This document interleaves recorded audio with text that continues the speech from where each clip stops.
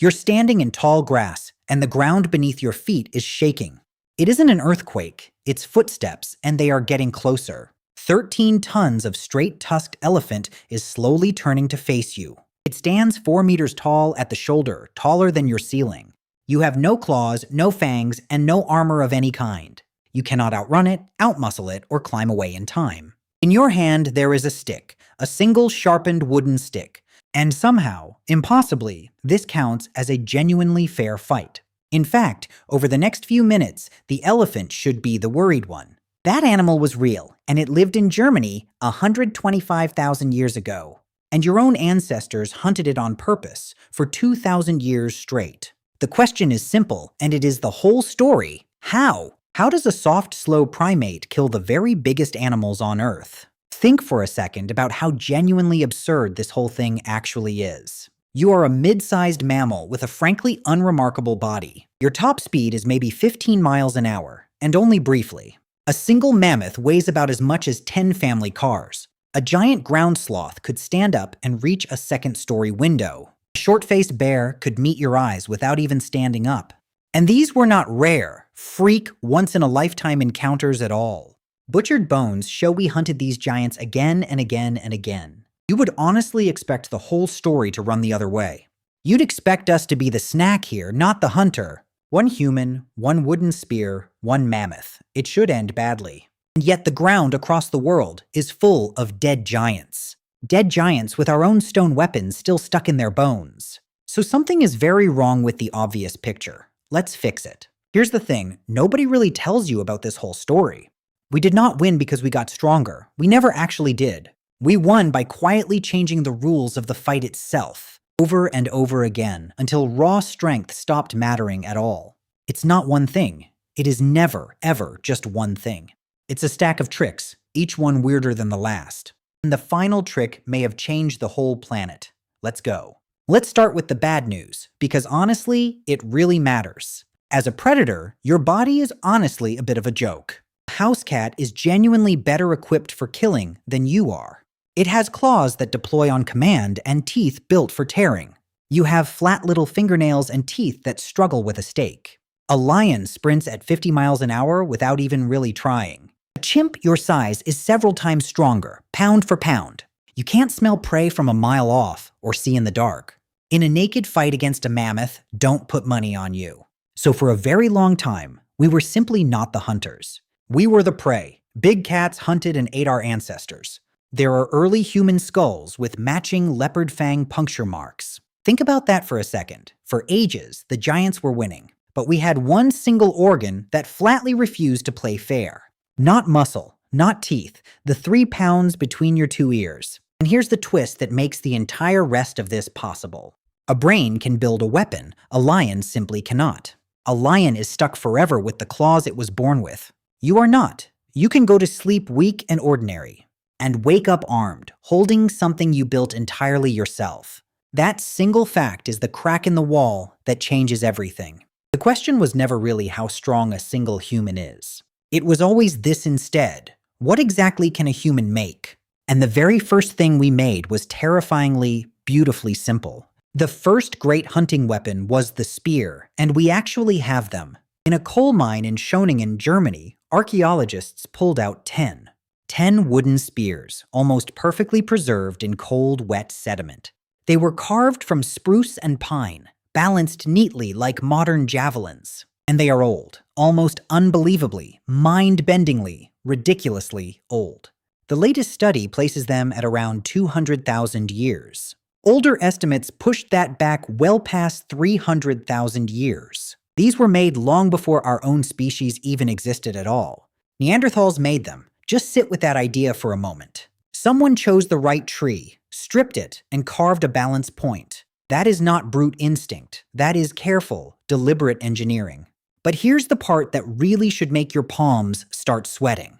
A spear like this one is strictly a close-range weapon. You don't stand safely back. You walk right up to it, close enough to touch a 2-ton animal that is fully awake. Around those spears lay the bones of dozens of wild horses. A whole herd, ambushed together at the muddy edge of a lake.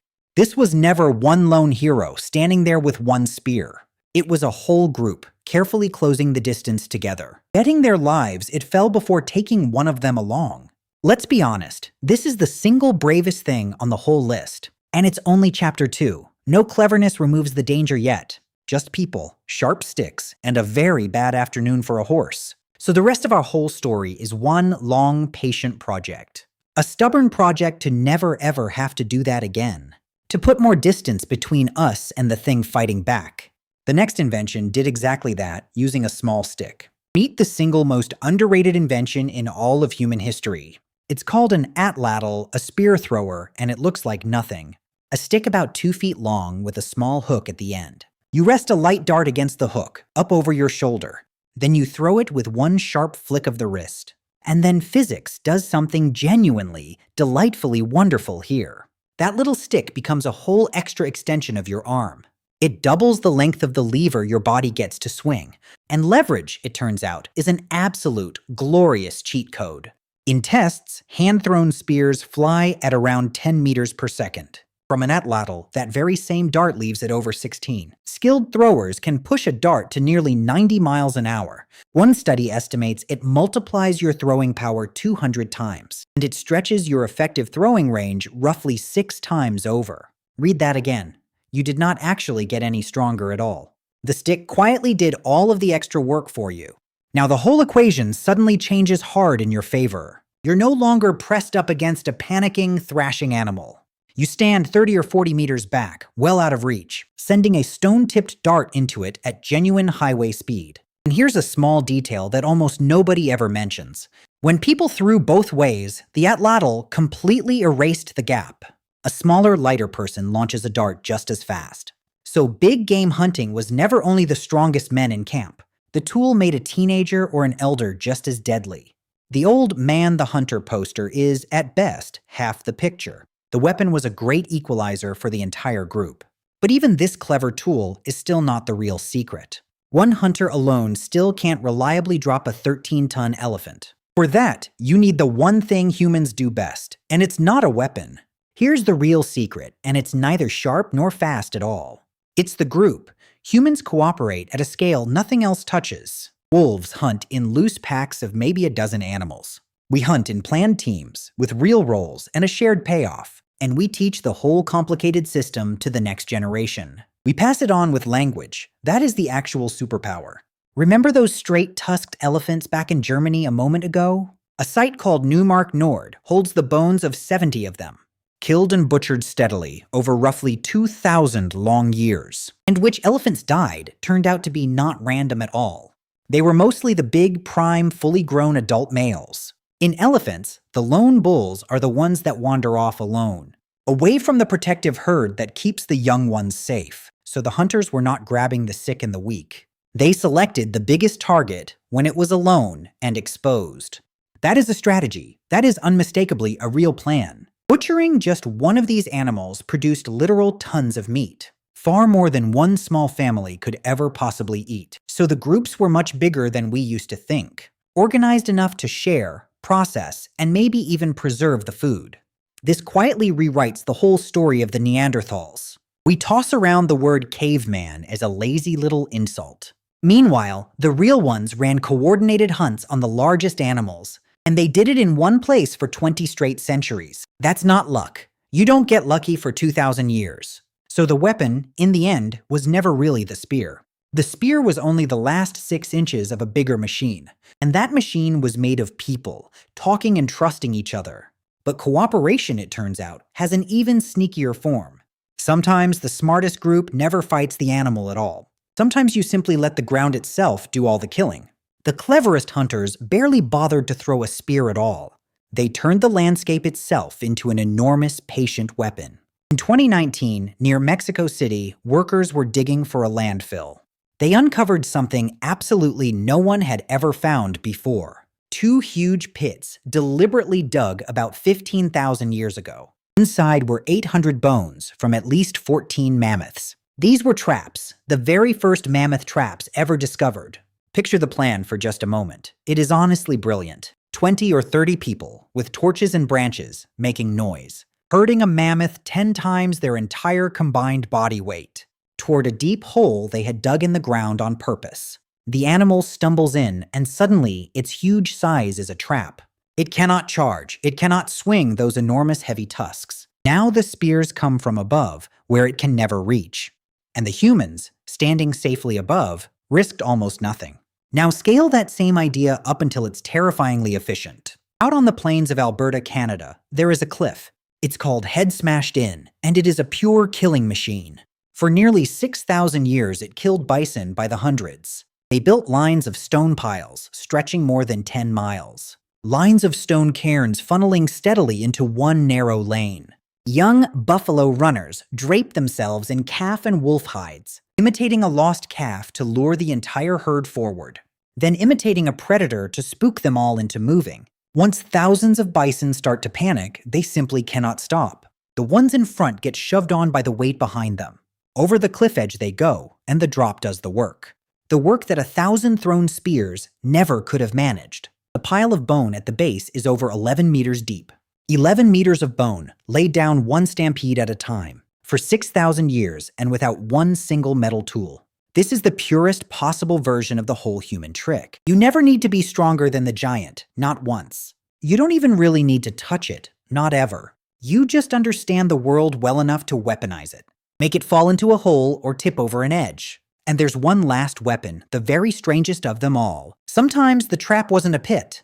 Sometimes it was time itself. Here's a genuinely wild idea, maybe the most human one of all. We can simply outlast almost anything else that is alive. On a hot day, over distance, we can run animals down. Not by catching it, but by never once letting it rest. It's called persistence hunting, and it exploits one strange asymmetry. Most big mammals can only cool themselves down by panting, and you simply cannot pant and gallop at the very same time. So they must stop to dump their heat. You, however, do not.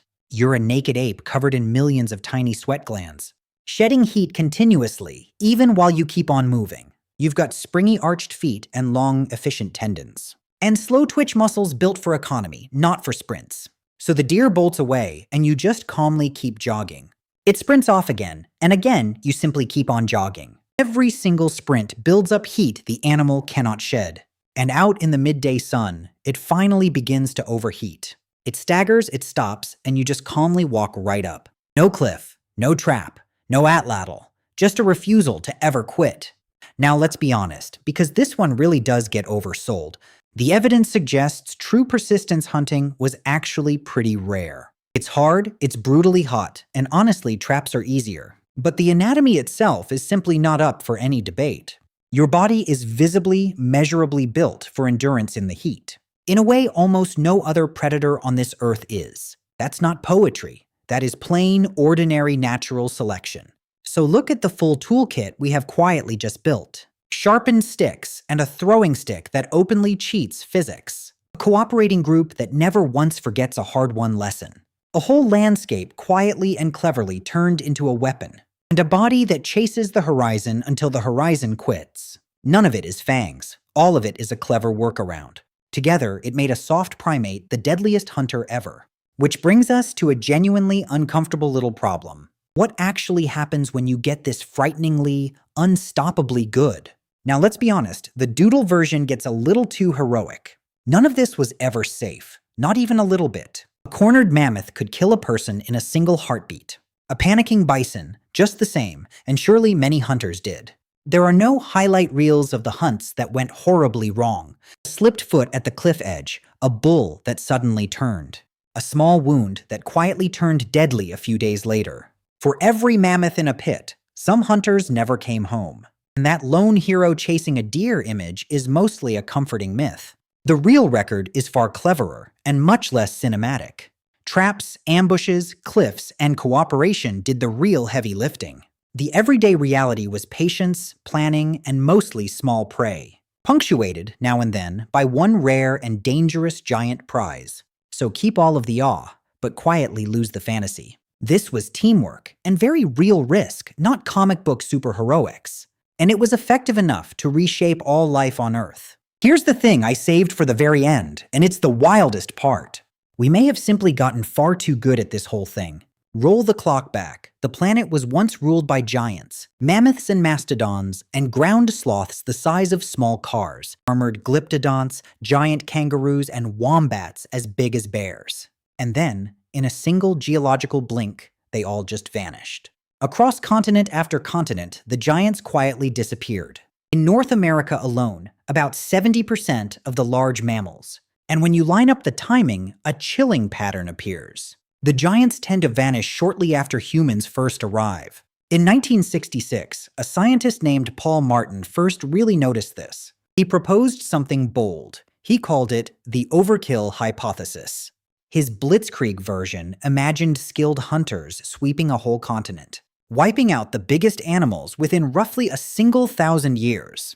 Now, and this really matters, the debate is not at all settled. This was also a time of violent sweeping climate change. The last ice age was ending as the whole world rapidly warmed. Many argue the shifting climate did most of the real damage. The honest answer is that it was, most likely, probably both. A rapidly changing world, plus a brand new kind of super predator, one that the giants had never once learned to properly fear. But just sit with that unsettling possibility for one moment. The very same tricks we just walked through, every single one. The spear, the atlatl, the group, the trap, the endurance. They may have worked so well that the entire world emptied of its very largest creatures before anyone even understood. Here's the one single line I really want you to remember. We didn't outmuscle the giants, we simply outthought them.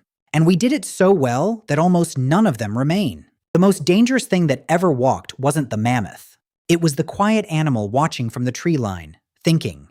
So come back to you, right now. Wherever you happen to be sitting, you are the direct descendant of the ones who came home, an unbroken chain of hunters who were far too clever to lose, too slow, too soft, and yet far too clever to ever lose. You don't have claws because you never actually needed them. You had something far stranger and far better than any claw.